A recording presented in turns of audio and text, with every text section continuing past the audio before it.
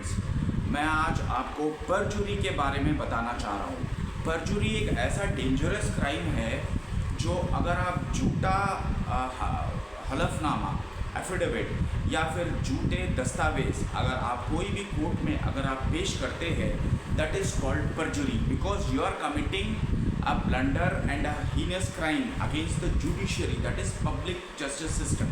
ठीक है, तो इसको सीआरपीसी में 340 और 195 सेक्शंस में डिफाइन कराया गया और इसमें सिर्फ मैजिस्ट्रेट के पास पावर्स होते हैं कि कॉग्निजेंस ले।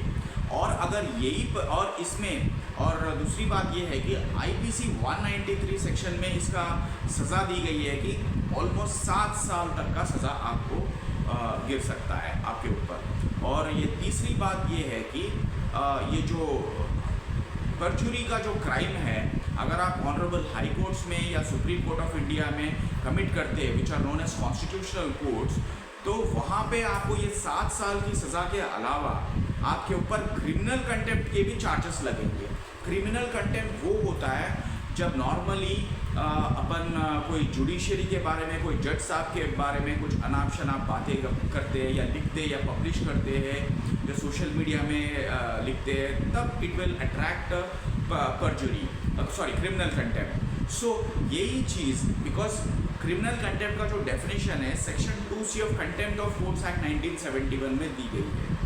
और ये कहता है कि अगर कोई भी जो इंसाफ को रोकने की कोशिश कर रहा है, एनीबॉडी ट्राइंग टू ऑब्स्ट्रक्ट और इंटरफियर कर रहा है, उसके ऊपर क्रिमिनल कंटेम्प्ट का चार्ज लग सकता है। और इसका पनिशमेंट जो है section 14 of the contempt of courts act में दी गई है और इसके लिए 6 महीने की सज़ा है और इसका 2000 रुपये का जुर्माना लगता है, इसमें पेनल्टी लगती है। तो अगर हम कोई भी अगर झूठे दस्तावेज या झूठे हलफनामा फाइल करने की कोशिश कर रहा है हाई कोर्ट या सुप्रीम कोर्ट में और तू वकील के थ्रू कर रहा है, अगर वकील साहब को भी ये चीज़ पता है तो वकील साहब भी इम्प्लीकेट हो जाएंगे और दोनों भी मिलकर जेल जाओगे। ये बहुत डेंजरस चीज़ है, हमें बच के रहना चाहिए ऐसे चीज़ों में से। अगर कोई भी अगर अपन सबमिशंस कर रहे, 1 से 100 बार सोच के अपन कॉन्स्टिट्यूशनल कोर्ट में सबमिशन करनी चाहिए, पर्टिकुलरली ऑनरेबल सुप्रीम कोर्ट जो है और ऑनरेबल हाई कोर्ट जो है, क्योंकि ऑनरेबल सुप्रीम कोर्ट ने काफ़ी बार कहा कि this is not a playground where children come to play. And आप समझ रहे हो ना, जो छोटे बच्चे खेलने की ये मैदान नहीं है कि आप कोई भी आया गया, जो करा मर्जी करा चला गया। This is a very serious forum, क्योंकि honourable supreme court and every court is treated as temple of justice बोलते हैं इसको, ठीक है, जैसा मंदिर की तरह ही है।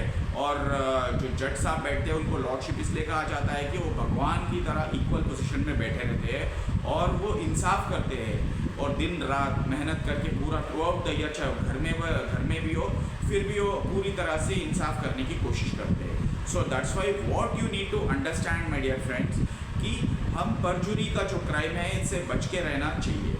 और अगर अपने साथ कोई भी परजुरी हुआ कोई भी कोर्ट में, उसी कोर्ट में तुरंत जज साहब के नज़र में लेकर आइए, नोटिस में लाइए कि ऐसा ऐसा हो रहा है एंड फाइल ए पिटिशन।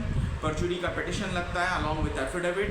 अगर वहाँ पे उसको डिस्पोज नहीं हो रहा, एक्शन नहीं हो रहा 2-3 महीने के अंदर, 6 महीने के अंदर, इमीडिएटली आप हाई कोर्ट में एक रिट और क्रिमिनल पिटिशन या कुछ भी पिटिशंस फाइल करके रेलेवेंट पिटिशंस में, then you can take an order for the speedy disposal of that perjury petition.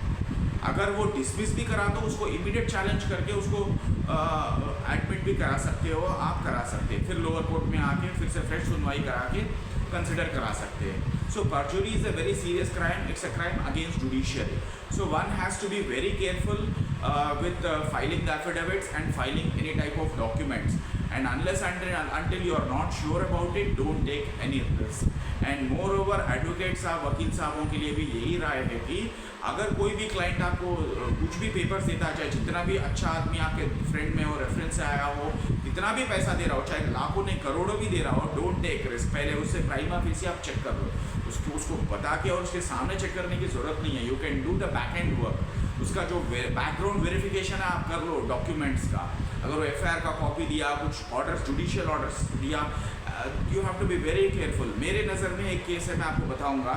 There is a gentleman, एक वकील साहब है, जिन्होंने, इनके ऊपर एलिगेशन लगा हुआ है कि उन्होंने एक lower court that is civil court का ऑर्डर फेक बनवाया ऑर्डर क्रिएट करा और अपलोड भी कराया वेबसाइट में, और वो ऑर्डर के बेसिस में ही went to the supreme court of India में गया वो, और ऑनरेबल सुप्रीम कोर्ट को पता चलना ही है, 2 मिनट में पता चल जाता, उन लोगों को पता चल गया। जैसे भी पता चल गया उनको 25 लाख का फाइन गिरा उनके ऊपर। So you can imagine, not once he has been fined twice और थ्राइस, फिर भी वो ऐसे ही करता रहता है। So I am telling you, you have to be very careful, and advocates also have to be careful, clients also have to be careful. Always stick to the truth. आपके पास चाहे एक ही ग्राउंड हो या थोड़ा ही एविडेंस है, उसी के ऊपर आप अच्छा सा केस लड़िए, still you can win. You don't need this much of evidence and false evidence and in order to lose a case. अगर आपके पास इतना सा सच्चाई है, उसी के ऊपर आपकी केस टिकेगी। That's all my dear friends, perjury के बारे में आपको बताया। Thank you.